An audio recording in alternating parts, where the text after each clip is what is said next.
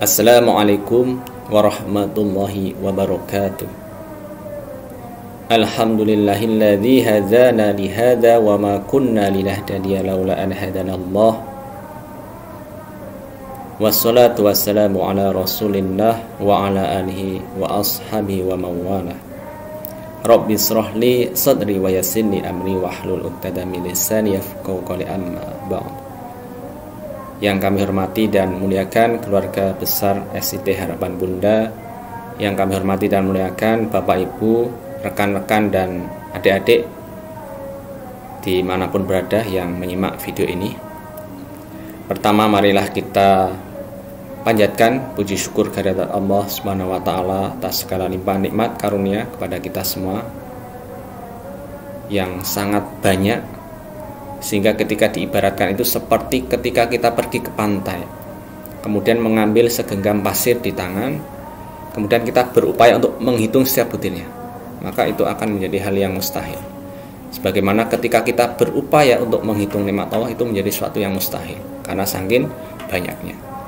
Maka yang bisa kita lakukan adalah sebagaimana firman Allah, la in syakartum la azidannakum wa la in kafartum inna azabi lasyadid.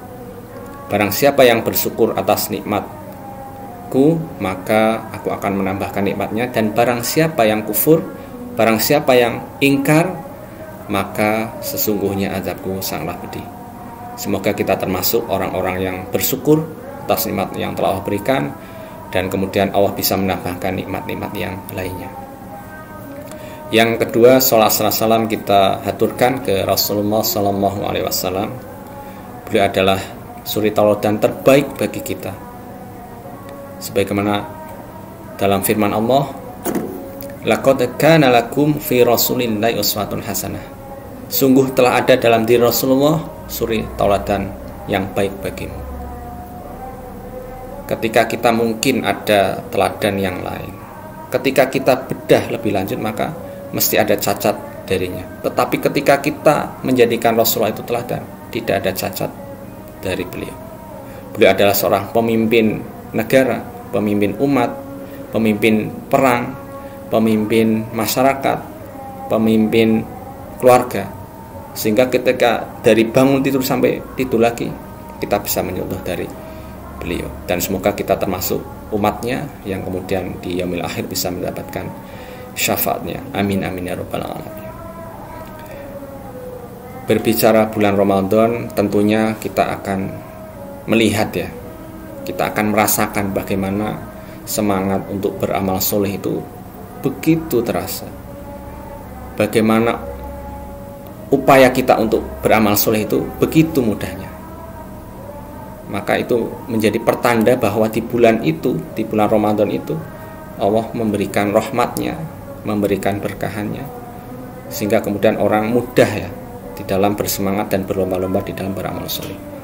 Orang berlomba-lomba di dalam memperbanyak amalan sholat sunnah, di dalam interaksi dengan Al-Quran, di dalam bersedekah, sampai di dalam menuntut ilmu. Nah, berkaitan dengan menuntut ilmu ini adalah ini yang menjadi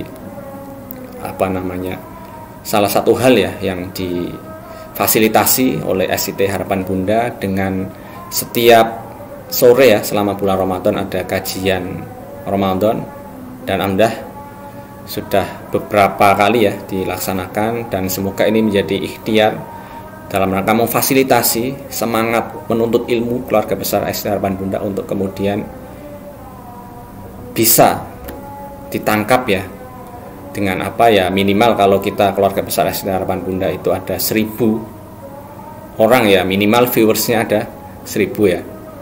Dan itu menandakan bahwa kita termasuk yang bersemangat ya di dalam menuntut ilmu di bulan Ramadan ini.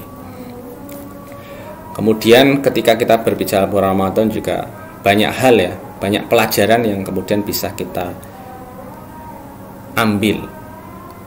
Kemudian ini akan beberapa saja yang akan saya sampaikan. Yang pertama adalah pelajaran yang bisa diambil di bulan Ramadan adalah kita belajar ya untuk peka terhadap orang-orang yang tidak mampu, orang-orang miskin, orang-orang yang ada kekurangan di dalam hal materi. Misalkan ya, kita diperintahkan di bulan Ramadan ini adalah untuk berpuasa. Kalau misalkan selama ini ya, ketika kita bekerja, beraktivitas dalam sehari itu kita bisa sambil makan, minum, tetapi ketika di bulan Ramadan kita harus menahan lapar, haus. Dan itu mungkin bagi sebagian kita yang tadinya bersemangat jadi lemas dan sebagainya, menurun semangatnya. Tetapi sisi lain kita diingatkan bahwa hal-hal yang seperti ini itu juga dirasakan oleh orang-orang miskin, orang-orang yang tidak mampu, membutuhkan. Nyatanya mereka tetap semangat, tetap bisa menjalankan hari-hari dengan luar biasanya. Maka kemudian kita harus bersemangat sebagaimana semangatnya orang-orang yang miskin itu. Yang kedua, harus lebih bersyukur karena kita masih diberikan rezeki yang cukup. Dan yang ketiga, bagaimana kita bisa membantu, bisa bersedekah pada saudara-saudara kita juga yang membutuhkan. Jadi yang pertama adalah peka terhadap orang yang membutuhkan, terhadap orang-orang miskin. Yang kedua, di bulan Ramadan ini kita juga diperintahkan ya, selain untuk menahan lapar, menahan haus, juga bisa menahan dari hal-hal yang tidak baik lainnya.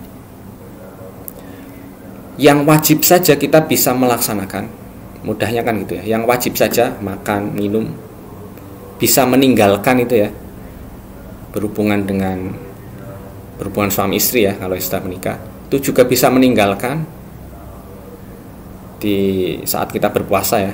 Apalagi hal-hal yang maksiat ibarat itu, harusnya kita jauh bisa lebih meninggalkan. Jadi di sini adalah yang kedua hikmahnya atau pelajarannya adalah kita bisa meninggalkan perkara-perkara maksiat lebih mudah ya, apalagi dipandu dari lingkungan sekitar. Dan yang ketiga adalah hikmahnya adalah atau pelajaran yang bisa diambil adalah bagaimana kita bisa ini ya, saling mengingatkan.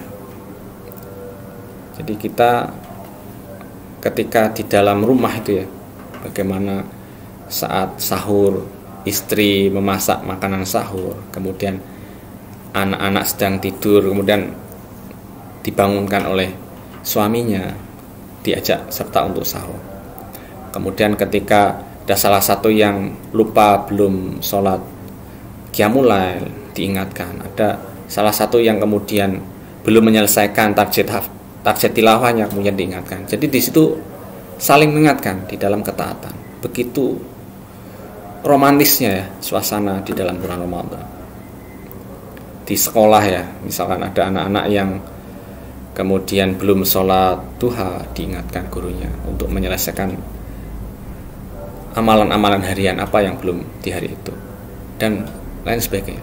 Jadi semangat ini yang kemudian menjadi pelajaran yang bisa diambil, yaitu mengingatkan dalam ketaatan. Dan masih banyak lagi pelajaran-pelajaran yang bisa diambil di bulan Ramadan. Yang pertama tadi, kita menjadi peka terhadap orang miskin. Yang kedua, bisa meninggalkan maksiat. Yang ketiga adalah saling mengingatkan di dalam ketaatan. So itu yang bisa saya sampaikan. Semoga di bulan Ramadan ini, di waktu yang masih tersisa beberapa hari selama ke depan itu, bisa menghadirkan ya pelajaran-pelajaran yang harapannya itu membekas, tidak hanya pas bulan Ramadan saja, tetapi nanti 11 bulan berikutnya juga kita masih istiqomah. Dan itu yang kemudian Allah berikan ya predikat muttaqin, orang-orang yang bertakwa, yang mana itu tidak hanya pas bulan Ramadan, tetapi juga dilaksanakan di bulan-bulan setelahnya. Dan semoga kita termasuk yang mendapatkan predikat muttaqin tersebut. Bila taufik wal hidayah, kurang lebihnya mohon maaf. Afu minkum. Assalamualaikum warahmatullahi wabarakatuh.